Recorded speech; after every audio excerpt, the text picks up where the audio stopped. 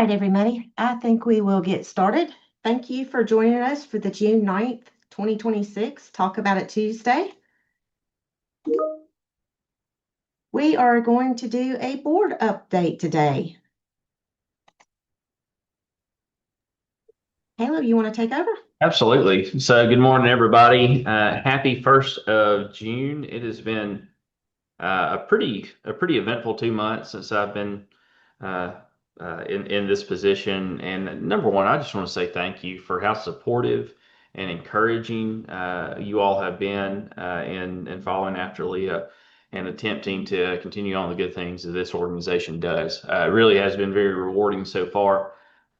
You have retirements that come up, and there's also the need to be able to continue to grow and change the organization. And so, one of the things that you might have seen on our social media yesterday was the promotion of Anderson Brooms to that of Director of Operations. So, Director of Operations previously would have been Deputy Director, the title that Adam currently is in transition and holding. And so, we are super proud of Anderson and also thankful for Anderson's desire to be able to continue to contribute to the organization, as well as we're thankful for Adam and the work that he's done to get us to where we are so far. And so it is a good thing to promote from within, especially when you have somebody that is competent, qualified, and wants to go and learn more and contribute more. So congratulations to Anderson.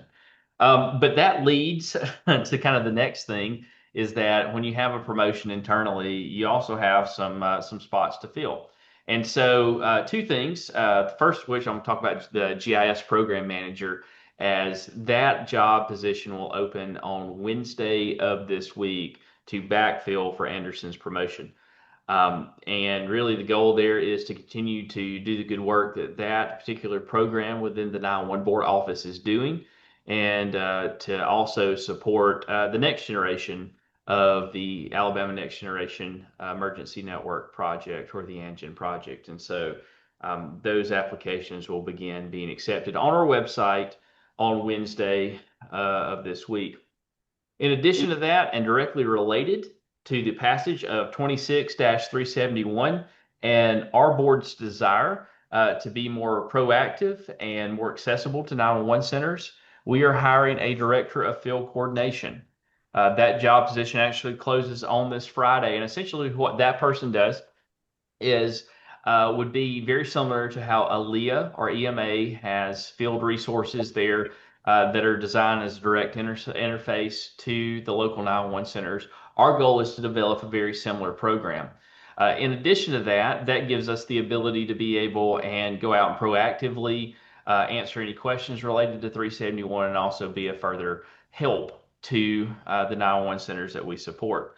One of the things that I find interesting is that we as a collective of 911 agencies throughout the state do work exceptionally well together, and we all form together to be able to create essentially the organization that now I sit as the executive director of.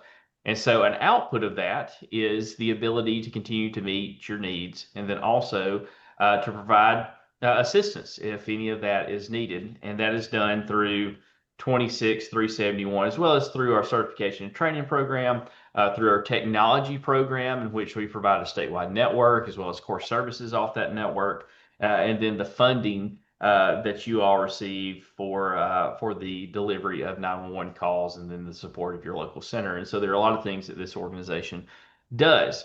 But I want to talk a little bit about 371 right to start with, and an advisory group that we will create based on board members' input, and that will ultimately have their first meeting this next week. So I have 371 sitting on my desk here. And essentially, what this does, it gives the 911 board responsibility to do two things. Number one is to establish a readiness system to measure the readiness of a 911 district in terms of the ability to answer a 911 call. Basically, this is built on NENA and APCO standards, and it comes with the responsibility to collect data on call volume, answered processing times, unanswered drop calls, and then in a little more difficult capacity, crime alert related calls. Some of that would be a best effort at best when it comes to crime-related reports, because you all know that you may not know the disposition of a call that you have taken. And so that's the first part of 371. And again, I would encourage you to look it up. But there's a second portion to this, and that is on Attorney General's referral. So the office that I sit in as the executive director of the State 911 Board has no mechanism nor desire to create any kind of punitive action against a local 911 center that is attempting to do what is right.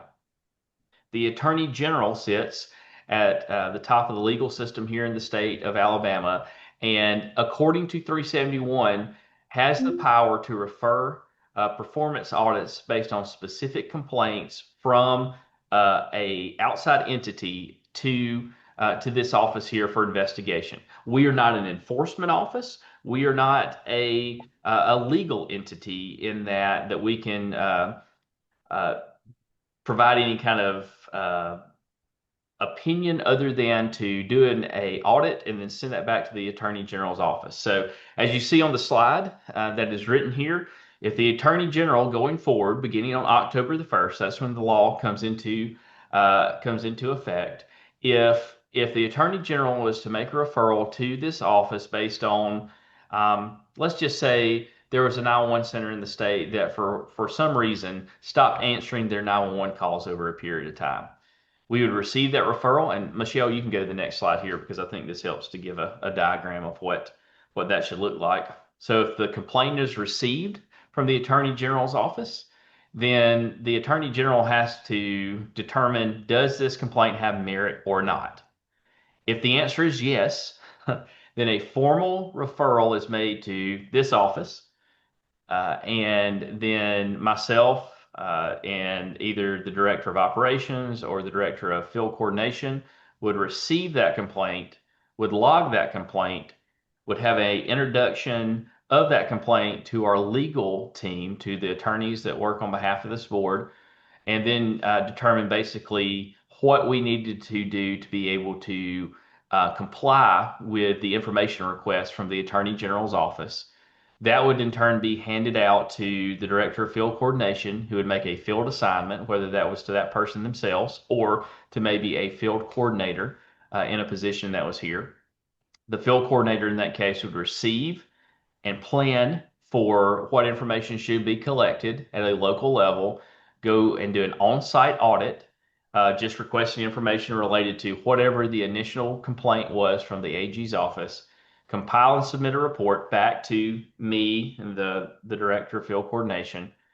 I would pull in legal and we would review what the field coordinator had found. And then we would submit that back to the Attorney General's office for either a review step. This is step 6 on that swim lane diagram.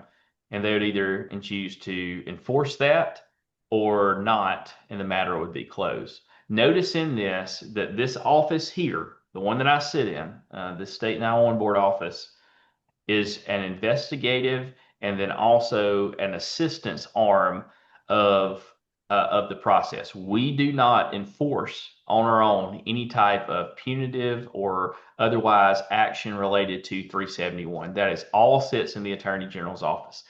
My goal as executive director, and I believe what the law prescribes, is for us to follow the law. And so throughout the next coming weeks, we're going to attempt to do that through the portion of the law that requires administrative rulemaking. So Michelle, on the next slide, we will talk a little bit about what administrative rulemaking looks like. And basically, an admin rule or an administrative rule is the way in which a law is practically enacted. At our last board meeting in May, the board adopted a proposed timeline surrounding administrative rules related to 371. And so currently, the goal is to put together an advisory group to look at a draft rule and then to make changes. Basically, you would take this law, you would look at the admin rule, and then you would come back with suggestions about how the admin rule can closely correlate to what the law says, for it not to overreach, but for it to address the law specifically. Now, this advisory group is composed of non-board members that that are active in PSAPs, whether directors or otherwise, throughout the state. On the screen, you see the list. These are board member nominations, and these are representatives from the district in which that board member serves. And so we have a very well-rounded group of 911 directors and other personnel that should give us a full view into basically the inner workings of this. My goal has been to, number one, not surprise you with anything that's coming, but also to collect input and feedback from the largest group that is possible when it comes to drafting something that might affect what you do as an ECD or a PSAP. And so, initially here we have essentially a group of 8 advisory members that will work to draft this rule. Then out of these work group sessions comes the ability for you to interact directly with this during the Gulf Coast Conference. I believe I have a 3-hour session that me and the advisory group members have allotted for public feedback related to the draft rule. The draft rule has not been sent out yet because it's not even fully finished. But in preparation for the Gulf Coast Conference, you will see that administrative or that draft rule come out. Then you can sit with us in a very public setting. We will gather feedback, solicit comments, make note of those comments, and then finally enter the formal rulemaking process after the Gulf Coast Conference. And so that formal rulemaking process will consist of another comment period, as well as a public hearing before the board officially drafts that. So we are still talking about, I don't know, 6 to 8 months from having a rule fully implemented.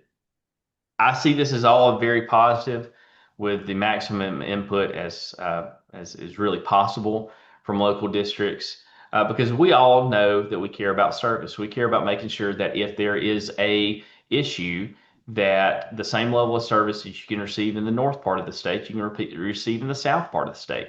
We care about making sure that 911 functions properly, because this is the best 911 program in the nation, and we want to make sure that it continues to get better. So that's a little preview of coming attractions when it comes to that, from just a very high level. There will be more questions I'm sure you all have as we move along. And so, Michelle, next slide, please. I think I'll open this up for questions after this next point. In preparation for moving along down the implementation of 371, the city of Montgomery has tentatively entered a process with us and is currently working through that process to basically have an analytics initiative so that we can better understand what might be required of this office, is required of a local 911 center in preparation to be in compliance with 371. Our goal is to learn some lessons, and hopefully that helps to shepherd further preparedness and response, because we need to comply with the law, and our goal is to learn as much as we can before it goes into effect on October the 1st. All right, next slide. So that is my spiel on where we are as a board, both in the hirings, promotions, and otherwise compliance related to the rule that was passed, or the law that was passed this last year. Do I have any questions on that? I'm not seeing anything in chat. Good deal. All right, so we will move on to the next section. And if you do have any questions related to that, feel free, even while we move on in this webinar, to just go ahead and post them in chat. But I think I'll turn it over to who's next here. Laura. Hello, hello. Hope you guys are having a great week. So obviously you guys know registering for training on My Alabama and on our website, Michelle often posts things that are not things we host. So there is more out there than just what is on My Alabama. So I'd encourage you to check both platforms when you're looking for training for your people or for yourself. You can go ahead and go to the next slide, Michelle. Thank you. So these are 2 upcoming classes that are open for registration now. There is a class on Wednesday. Let's see, today's Thursday, June 11th at Madison 911. I think there are 4 spots left for this crisis call taking class. Usually we do 2 days in a row, but this is only one day this week, and we will be hosting that in some other places. I know that Clark County is wanting to host this, so we're going to host that, and I'm waiting on some dates from instructors. But if anybody else is interested in hosting this class, typically they'll do 2 days in a row. It's a very small class, 18 max. So if you're interested, reach out to me, email me, or Daniel or education at AL 911 board just to request that. And then the basic PST course that we are having July 27th, that is one of the 40-hour courses that's required. It is actually going to be held at Pelham Police Department. I have on this flyer hosted in the Birmingham area, but I wanted people to have an idea of where it was going to be before registering. But it will be at Pelham Police Department, and this will be one of the last of these classes that we will be providing and hosting in person for 2026. So I highly recommend, if you have anyone who needs to be certified or upcoming hires, that you secure their spot for this class. I believe we'll probably have one more before the end of the year, but I think last year we had maybe a little over 300 new PSTs hired in Alabama's PSAPs. And once we got past the point of implementing the PST certification mandate within the last couple of years, and it really being more maintained now, everyone has reached, for the most part, that's been employed, have reached their certification. The in-person class has become less needed, and there's been less attendance than we had kind of early on. So we're trying to spread that out and be good stewards of our finances and our instructors' time and all of those things. So take advantage of that. I will say that if you or someone you know is using our EMD program and they are not a primary PSAP, meaning they were not required to have this 40-hour course, I would encourage you or them to attend this course, because this is the only opportunity they would have to attend without having to pay for that course out of pocket. So I know that we have several EMS companies, ambulance companies, who use our EMD program, and because that is a prerequisite, this class is there for that reason. So encourage those, and you guys take advantage of that when you're able to. You can go ahead and go to the next ones. Thank you so much. Okay, so there are 3 practitioner courses, EMD practitioner courses, just in June alone that are open on our link, our public registration link. Just a reminder, when you go to register for the EMD course, on that public registration link, you have to click the Alabama EMD tab. I've had a couple people reach out and say, I don't see any classes, but you do have to click that tab. That's the only class. You have to have another area that you click on, but that's where you need to go to search that.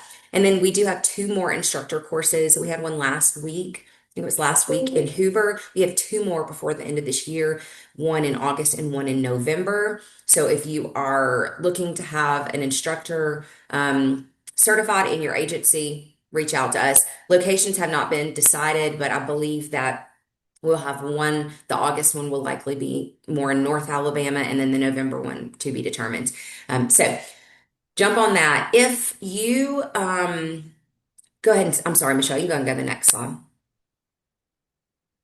If you are using our EMD program, you've likely already heard this, but there were a couple misprints in the book as far as page numbers and a couple random things that were discovered after we printed the book. And then within a month of us printing that book last fall, there were changes to the CPR and Heimlich, some of those variations. And so those have been updated. We have mailed or are in the process of mailing stickers to every agency listed on this slide.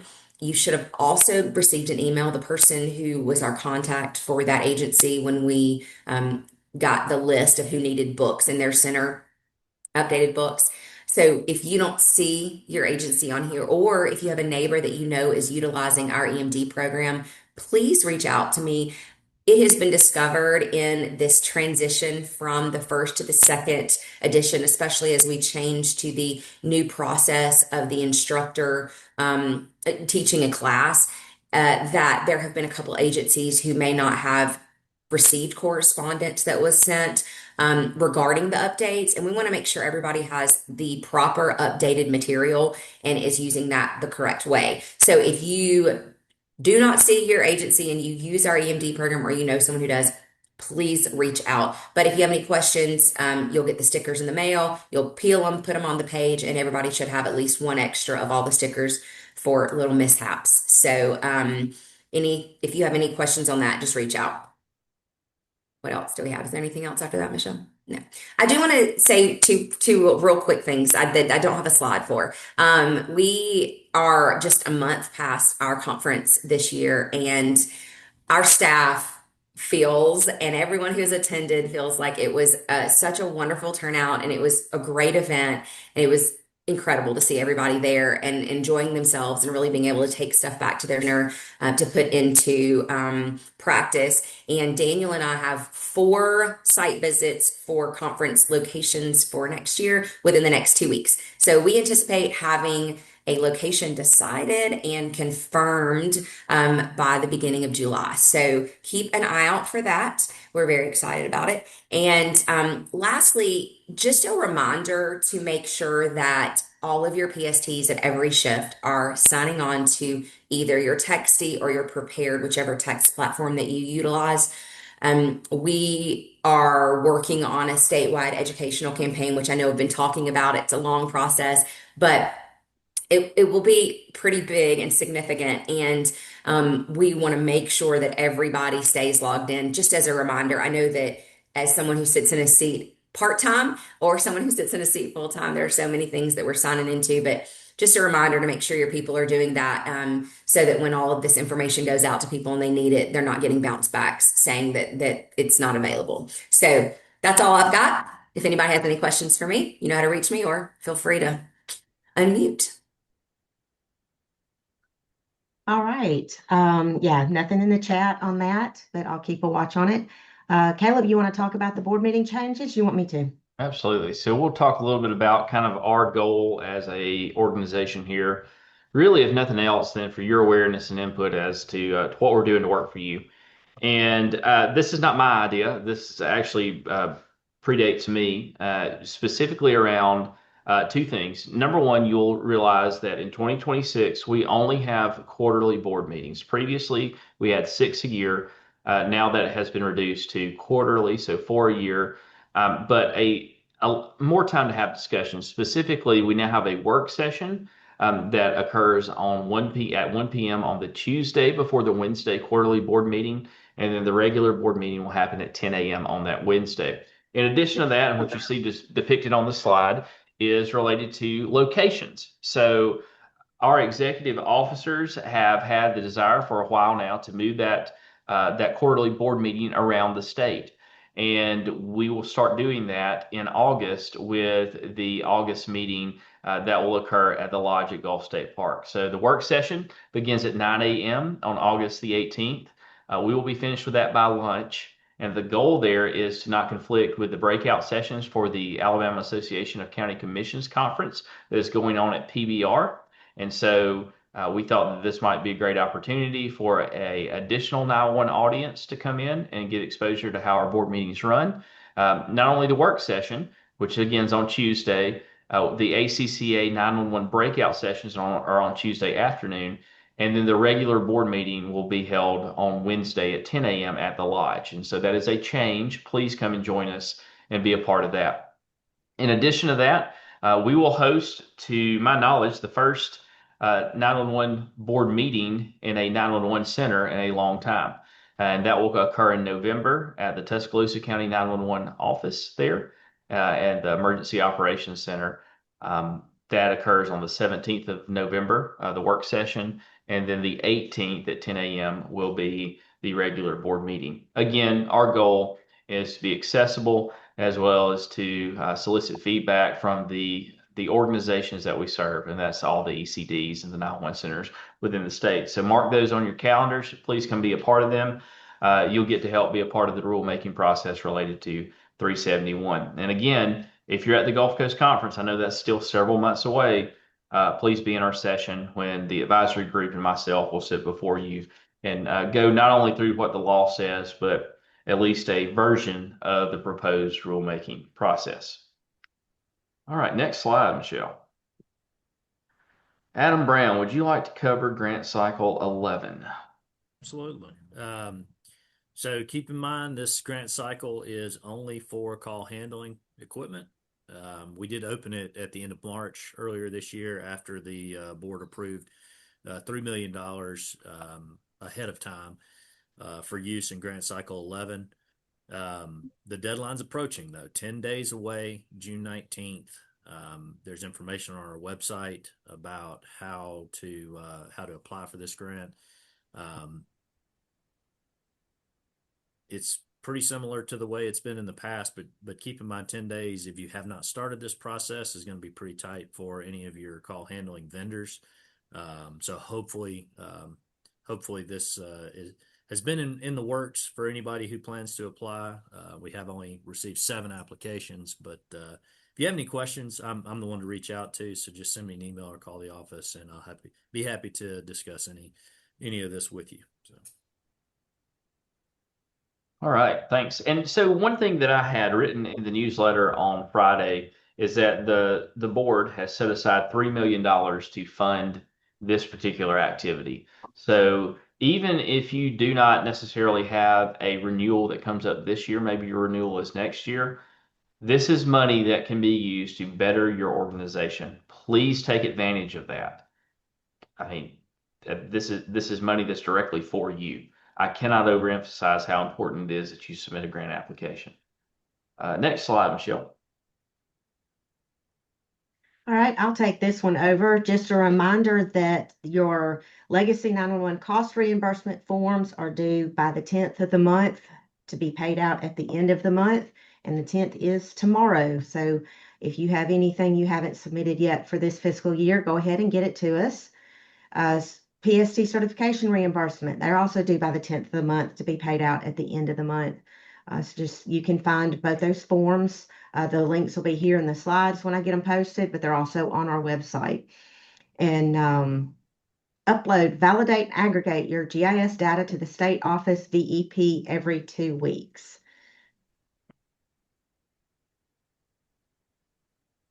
All right, so this is my slide, and I'll end on this. And again, if you have any questions, feel free to put them in the chat here.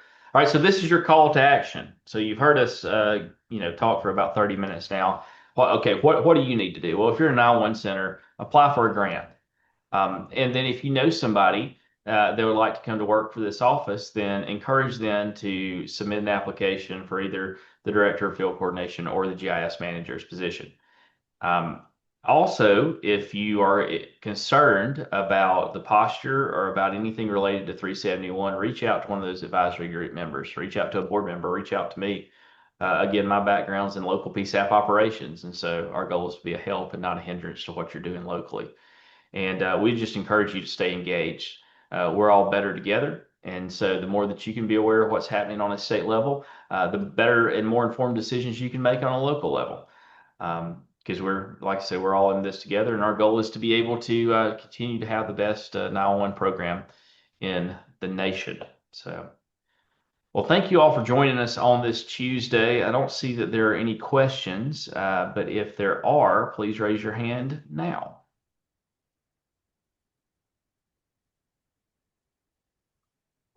As usual, everybody's very quiet.